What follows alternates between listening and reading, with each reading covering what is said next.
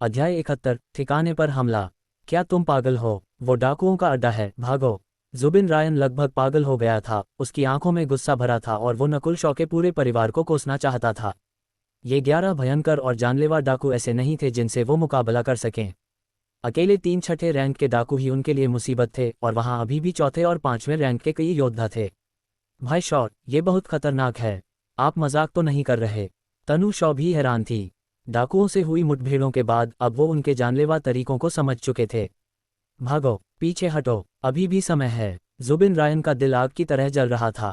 अगर डाकुओं ने उन्हें देख लिया तो उनका अंजाम अकल्पनीय होगा। तनु शॉ का चेहरा पीला पड़ गया था और उसने अनजाने में नकुल शॉ का हाथ पकड़ लिया। जब तुम्हें पता था कि ये जगह डाकुओं से भरी है तो हमें यहाँ क्यों लाए? शांत रहो, यहाँ 11 डाकू हैं लेकिन वो सब एक साथ नहीं हैं। तुम्हें बस मेरी योजना का पालन करना होगा और हम उन सबको खत्म कर देंगे। नकुल शॉ का लहजा बहुत शांत था। मैं तुम्हारी बात नहीं सुन रहा, मुझे भागना है। जुबिन रायन का दिल डर से ठंडा हो गया था। इस समय चट्टानों की दरारों से वो लकड़ी के कमरों के आसपास घूमती हुई आकृतियों को देख सकते थे। भाई लोकेश, शिकार पर गए भाई अभी तक वापस नहीं आए, एक छठे रैंक के डाकू ने आवाज दी। अगर वो 2 घंटे में वापस नहीं आए तो शायद वो कभी नहीं लौटेंगे। कमरे के अंदर से एक अधेड़ उम्र के व्यक्ति की गहरी आवाज आई। सतर्क रहो, मुझे डर है कि दुश्मन पीछा करते हुए यहाँ तक आ सकते हैं। चट्टानों के पीछे छिपे तीनों लोग उन आवाज़ों को आसानी से सुन सकते थे। हे, लगता है अब पीछे हटने का कोई रास्ता नहीं है, इसलिए तुम्हें मेरी योजना माननी पड़ेगी। नकुल शॉ ने हल्की मुस्कान दी। जुबिन रायन ने दांत पीसे, अब वो नकुल शॉ से नफरत करने लगा था क्योंकि उसे पता था कि बाद वाले ने ही ये सब जानबूझकर किया था। मैं भाई शॉ की बात सुनूंगा। तनु शॉ की आंखों में तुरंत विश्वास देखा जा सकता था। धिक्कार है। जैसे ही तनु शॉ ने सहमति दी, जुबिन रायन का दिल बैठ गया। जब उसके जैसी लड़की नहीं डरी तो वो कैसे डर सकता था? तुम दोनों आगे जाओ और चौथे और 5वें रैंक वालों को जल्दी से खत्म करो, लेकिन छठे रैंक वालों से मत लड़ना, खासकर अधेड़ उम्र के छठे रैंक के मुखिया से। नकुल शॉ ने उन्हें योजना बताई। तो जब हम आगे जाएंगे तो तुम क्या करोगे? जुबिन रायन ने संदेह से पूछा। मैं तुम दोनों के पीछे रहूंगा, तुम्हें समर्थन दूंगा। नकुल शॉ मुस्कुराया। बकवास। जुबिन रायन ने लगभग जोर से गाली दे ही दी थी जबकि तनु शॉ और वो दुश्मनों को मारने जा रहे थे। ये आदमी, टीम का लीडर, उनके पीछे छिपने जा रहा था। वो ऐसा कैसे कर सकता था? नामुमकिन। क्या होगा अगर नकुल शॉ भाग गया क्योंकि उसने देखा कि उनसे मुकाबला करना बहुत मुश्किल है? ठीक है, तो यही तय रहा। जैसे ही नकुल शॉ ने अपनी बात खत्म की, जुबिन रायन को एक धक्के के साथ बाहर धकेल दिया गया। जुबिन रायन चिल्लाया और उसकी आकृति देखी गई। इस समय उसने नकुल शॉ के सभी पूर्वजों को श्राप दिया। मारो। उसके पास जाने के लिए कोई जगह नहीं थी, इसलिए वो लकड़ी के कमरों के पास डाकुओं की ओर दौड़ा। कौन है वहाँ? पास के डाकुओं ने जल्द ही दोनों को देख लिया। आओ, दुश्मन का हमला। लड़ाई की आवाज़ें गूंज उठीं। तनु शॉ और जुबिन रायन ने चौथे और 5वें रैंक के डाकुओं पर हमला किया। नकुल शॉ की योजना के अनुसार उन्हें जल्दी खत्म करना था। अगर वो उनके साथ उलझ गए तो और भी ताकतवर डाकू आ जाएंगे और वो निश्चित रूप से मारे जाएंगे। इस दबाव में दोनों की युद्ध शक्ति उनकी सामान्य शक्ति से ज्यादा हो गई। जैसे ही दोनों पक्ष आपस में भिड़े, एक चौथे और एक 5वें रैंक के डाकू को मार दिया गया। उसी समय नकुल शॉ बड़ी चट्टान के ऊपर खड़ा हो गया और एक तीर छोड़ा। धड़ाम। एक 5वें रैंक का डाकू जमीन पर गिर गया। चौंकाने वाली बात यह थी कि इस तीर ने पूरी तरह से उस हमले को रोक दिया जो तनु शॉ पर पीछे से होने वाला था। बंदरों, तुम हम पर हमला करने की हिम्मत करते हो। ये मत सोचना कि तुम में से कोई आज जिंदा बचेगा। एक हट्टा कट्टा मांसल अधेड़ उम्र का आदमी लकड़ी के कमरे से बाहर निकला और बाकी 2 छठे रैंक वालों को लेकर आगे बढ़ा। जुबिन रायन और तनु शॉ ने तुरंत उनसे आती हुई शक्ति को महसूस किया। अधेड़ उम्र के आदमी का ऑरा बहुत शक्तिशाली था, जो शीर्ष 5 10 स्काई गार्ड्स या यहाँ तक कि शीर्ष 3 के बराबर था। 3 तीर हवा में चीरते हुए सीधे 3 छठे रैंक वालों की ओर बढ़े। डंग। नेता ने अपने ब्लेड से तीर को रोका, लेकिन उसके बगल में मौजूद बाकी 2 छठे रैंक वाले डाकू थोड़े घायल हो गए थे। ये गोल्डन स्टेयर्स बो सच में बुरा नहीं है। मैंने अपनी ताकत का सिर्फ 70 से 80% इस्तेमाल किया है और इसमें कोई आंतरिक शक्ति नहीं लगाई है। नकुल शॉ के चेहरे पर हल्की मुस्कान थी। जब भी वो एक तीर छोड़ता, एक डाकू गिर जाता। उसी समय तनु शॉ और जुबिन रायन दोनों एक मुश्किल लड़ाई में उलझ गए, लेकिन नकुल शॉ उन्हें पीछे से समर्थन दे रहा था, इसलिए वो एक हताश स्थिति में नहीं पहुंचे। मैं लड़के और लड़की को तुम्हारे लिए छोड़ता हूं, मैं जाकर उस धनुर्धर को पकड़ूंगा। अधेड़ उम्र के डाकू नेता ने तुरंत समझ लिया कि नकुल शॉ सबसे बड़ा खतरा था। नकुल शॉ ने स्थिर होकर 3 तीर निकाले और फिर से 3 छठे रैंक वालों पर चला दिए। डंग डंग डंग। तीनों छठे रैंक वालों ने फिर से नकुल शॉ के हमलों को रोक दिया, लेकिन इससे तनु शॉ और जुबिन रायन को सांस लेने का समय मिल गया। जब अधेड़ उम्र का आदमी नकुल शॉ के पास पहुंचा तो केवल 4 से 5 डाकू बचे थे। तनु शॉ और जुबिन रायन दोनों एक बेहद खतरनाक स्थिति में थे। Water wave slash. नेता डाकू की तलवार समुद्र की तरह लग रही थी क्योंकि शक्ति की लहरें एक के बाद एक उसमें से निकल रही थीं। उसकी तलवार का स्तर लगभग पूर्णता तक पहुंच चुका था और कौशल भी लगभग शीर्ष रैंक पर था। खुल जा। नकुल शॉ ने अपनी मेटल वॉल तकनीक की ताकत के साथ अपने गोल्डन हेयर बो को हिलाया। डंग टिल्ड। उस ताकत ने अधेड़ उम्र के डाकू को कुछ कदम पीछे धकेल दिया। गोल्डन स्टेयर्स बो के उस साधारण से वार में न केवल मेटल वॉल तकनीक की शक्ति थी, बल्कि एक अवर्णनीय आभा भी थी, जैसे कि वो अपने परिवेश के साथ एक हो गया हो। हे, नकुल शॉ धीरे से मुस्कुराया, फिर वो हवा में कूदा और अपने धनुष की डोरी खींची। एक तीर लकड़ी के घरों के पास एक डाकू की छाती में सीधा घुस गया। उसी समय तीर ने उस हताश स्थिति को हल करने में मदद की जिसमें तनु शॉ और जुबिन रायन थे। हालांकि नकुल शॉ ने एक को मार दिया, फिर भी तनु शॉ और जुबिन रायन को 4 डाकुओं का सामना करना पड़ रहा था, जिसमें 2 छठे रैंक के थे। अब ठीक है। नकुल शॉ ने उन दोनों की और मदद करने के बारे में नहीं सोचा और अधेड़ उम्र का नेता भी उसे ऐसा नहीं करने देता। Star finger. नकुल शॉ ने धनुष को दूर रख दिया और डाकू नेता से करीबी मुकाबले में उलझ गया। विरोधी की ताकत शीर्ष छठे रैंक तक पहुंच चुकी थी और उसके पास गुप्त चालों की सीमिंगली असीमित संख्या थी। सामान्य छठे रैंक वाले शायद उसकी एक चाल को भी नहीं रोक पाते। नकुल शॉ ने पाया कि जब उसने स्टार फिंगर को तीसरे स्तर तक इस्तेमाल किया, तब भी वो बढ़त नहीं बना पाया, लेकिन उसका फायदा साफ था। मेटल वॉल तकनीक के 5वें स्तर में एक छोटा सा पलटवार था जिसने दुश्मन के जबरदस्त हमलों को रोक दिया। लेकिन डाकू भागा नहीं। अपने युद्ध के अनुभव से वो जानता था कि अगर वो भागा तो वो बस मौत को बुला रहा था। नकुल शॉ एक अद्भुत धनुर्धर था और उससे भागना बेवकूफ़ी थी। साथ ही नकुल शॉ की गति उससे ज्यादा थी। उस आदमी ने करीबी मुकाबले में उलझने का फैसला किया और अपने साथियों से उम्मीद लगाई कि वो उन 2 बंदरों को खत्म कर दें और यहाँ उसका समर्थन करें। तनु शॉ और जुबिन रायन दोनों को बहुत मुश्किल हो रही थी क्योंकि उन्हें 2 छठे रैंक, एक चौथे रैंक और एक 5वें रैंक का सामना करना पड़ रहा था, लेकिन वो आखिर प्रतिभाशाली थे। दबाव में वो लड़ाई के और आदी हो गए और धीरे धीरे अपनी शांति फिर से पाली। जल्द ही चौथे रैंक के योद्धा को तनु शॉ ने मार डाला, जिससे उन्हें थोड़ी राहत मिली क्योंकि अब उन्हें केवल एक 5वें रैंक और 2 छठे रैंक वालों का सामना करना था। लेकिन नकुल शॉ की दिशा में देखते हुए उनके चेहरे फिर से गंभीर हो गए। अगर ये उनमें से कोई होता तो शायद वो 20 चालें भी नहीं चल पाते। 1 लाइन स्टार फिंगर। इस बार नकुल शॉ की चाल चौथे स्तर के किनारे तक पहुंच गई। श्वाटिल्ड। अधेड़ उम्र के डाकू पर एक गहरा घाव छूट गया, लेकिन उस साधारण चाल ने उसे उन्मादी बना दिया, जिसने उसे अपने घावों की परवाह किए बिना और भी शक्तिशाली रूप से हमला करने के लिए प्रेरित किया।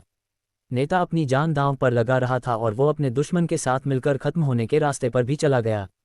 उसका दृढ़ संकल्प ज्यादातर विरोधियों को सावधान कर देता, लेकिन नकुल शॉ सामान्य नहीं था। वो अभी भी शांत रहा क्योंकि उसने अपनी बाईं आंख खोली। 10 चालों के बाद अधेड़ उम्र के डाकू पर घाव और ज्यादा हो गए और अंत में नकुल शॉ ने एक गलती पकड़ ली। धड़ाम। डाकू जमीन पर गिर गया और इससे पहले कि वो उठ पाता, एक उंगली ने उसके दिल को छेद दिया। इन कमीनों में अभी भी कुछ कौशल है। नकुल शॉ ने एक सांस छोड़ी। तनु शॉ और जुबिन रायन की लड़ाई भी खत्म हो गई। वो जानते थे कि नकुल शॉ शायद मदद नहीं करेगा, इसलिए उन्होंने अपने घातक चालों का इस्तेमाल किया और अंत में आखिरी 3 डाकुओं को मार डाला। नकुल शॉ ने अपने धनुष से भागने की कोशिश कर रहे एक डाकू को मार डाला। हुटिल्ड। जुबिन रायन और तनु शॉ थके हुए जमीन पर गिर गए, लेकिन उनकी आंखों में खुशी और आनंद देखा जा सकता था। 11 डाकुओं का अड्डा साफ कर दिया गया था। लगभग असंभव मिशन पूरा हो गया था। दोनों ने नकुल शॉ को अचरज भरी प्रशंसा के साथ देखा, क्योंकि वो जानते थे कि यह नकुल शॉ की योजना थी और उसने उन्हें समर्थन देने में एक महत्वपूर्ण भूमिका निभाई थी। उसी समय कुछ 100 गज की दूरी पर एक चट्टान के पीछे वहां छिपा हुआ एक चांदी का व्यक्ति गहरी सांस ले रहा था। इन 3 बंदरों ने पूरे एक अड्डे को खत्म कर दिया। 11 डाकुओं में से 6, जिसमें वो शीर्ष छठे रैंक का डाकू भी शामिल है जिसे नकुल शॉ नामक युवक ने मार डाला। अध्याय 72। डाकू नेता। जोरदार लड़ाई के बाद तीनों आराम करने के लिए उसी जगह पर रुक गए। तनु शॉ और जुबिन रायन दोनों को कुछ चोटें आई थीं, केवल नकुल शॉ ही सही सलामत था, जिससे बाकी दोनों को उनके बीच का अंतर महसूस हुआ। उन्हें और भी ज्यादा चौंकाने वाली बात यह थी कि नकुल शॉ ने डाकू नेता को मारने के लिए छठे रैंक के शुरुआती चरणों की ताकत का ही इस्तेमाल किया था, न कि छठे रैंक के शीर्ष स्तर की। ये देखा जा सकता था कि नकुल शॉ की ताकत कम से कम अर्ध मार्शल मास्टर रैंक की थी। तीनों ने युद्ध का मैदान साफ किया और फिर युद्ध के अंकों को बांट लिया। हालांकि नकुल शॉ ने नेता को मार डाला था, लेकिन वह मुख्य नेता नहीं था, इसलिए वह केवल 5 युद्ध अंकों के लायक था। नकुल शॉ द्वारा कुल मिलाकर 6 लोग मारे गए थे, जिनमें 2 चौथे रैंक के, 2 पांचवें रैंक के और 2 छठे रैंक के थे। पिछले अंकों को जोड़ने पर नकुल शॉ के युद्ध के अंक 20 से ज्यादा हो गए थे और नियमों के अनुसार 10 अंकों के बदले में एक शीर्ष रैंक की मार्शल आर्ट ली जा सकती थी।